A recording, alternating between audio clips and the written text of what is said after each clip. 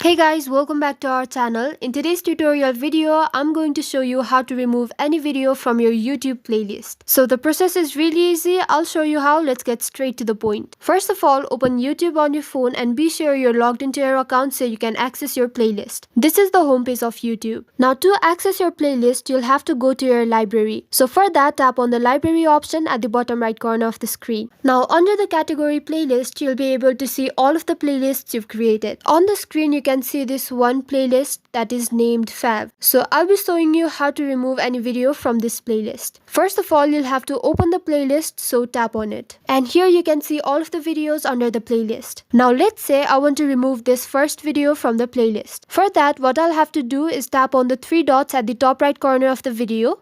And on this pop-up menu, tap on Remove From Fav. On your phone, you'll see something like Remove From and the playlist name. So go ahead and tap on it.